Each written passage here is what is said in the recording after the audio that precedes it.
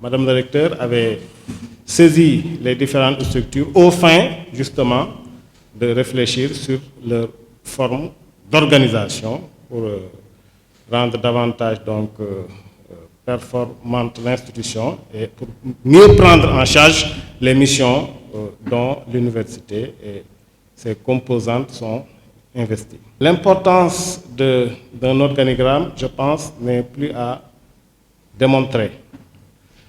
De manière, disons, prosaïque, je dois dire que, en l'absence d'un organigramme qui n'est que la forme d'organisation qu'on met en place pour mieux prendre en charge les missions de la structure, en l'espèce de l'UFR. Si il n'y a pas d'organigramme, nous allons être dans ce qu'on appelle le pilotage à vue. Puisque c'est l'organigramme qui définit les niveaux de responsabilité, mais qui définit également la répartition des rôles et tâches. Et en cela, l'organigramme a ceci d'important qu'il facilite l'évaluation des structures qui composent l'entité, tout comme les animateurs de la structure, donc l'évaluation du personnel sur la base donc des responsabilités et des tâches pour lesquelles donc, ils ont été investis.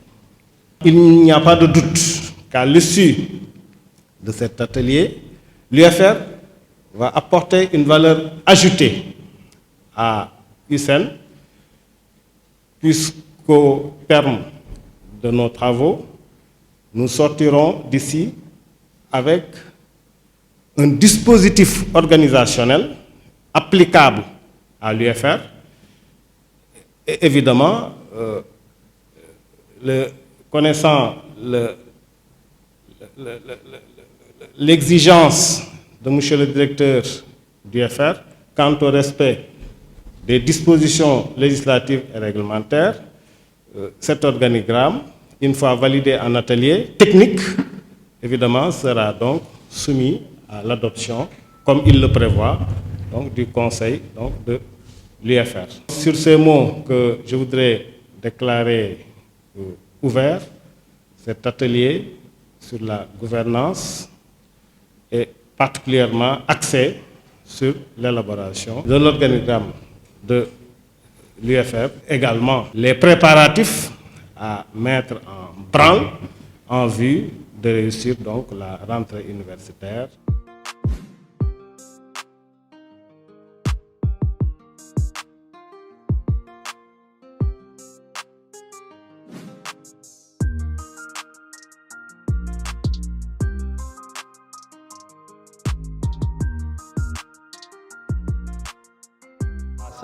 Dans le cadre donc du déroulement des programmes prévus pour notre UFR au titre de l'année 2022.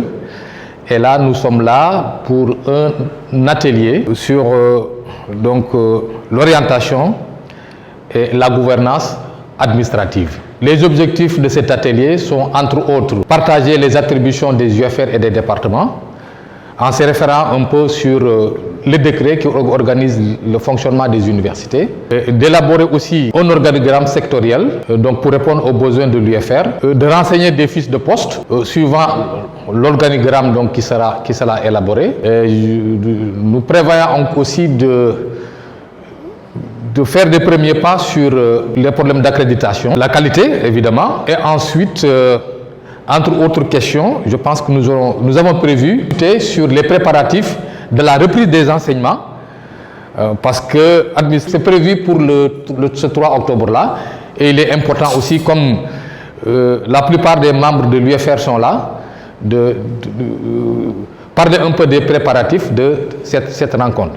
Il faut préciser qu'en plus des membres de l'UFR, il y a des membres de l'administration centrale, donc de certaines directions, le secrétariat général de la direction des ressources humaines et de la direction assurance qualité, qui sont venus s'associer à nous pour donc réfléchir un peu sur tout ce qui pourra nous permettre d'aller de l'avant les années à venir. Maintenant, ces conclusions, d'abord, seront soumises à une instance un peu plus habilitée, c'est le conseil du FR, et ensuite nous espérons que les conclusions qui seront issues donc, de cet atelier donc, commenceront à être appliquées dans les meilleurs délais. À chaque début d'année universitaire, en fonction du nombre qu'on va nous envoyer, et chaque année a sa particularité.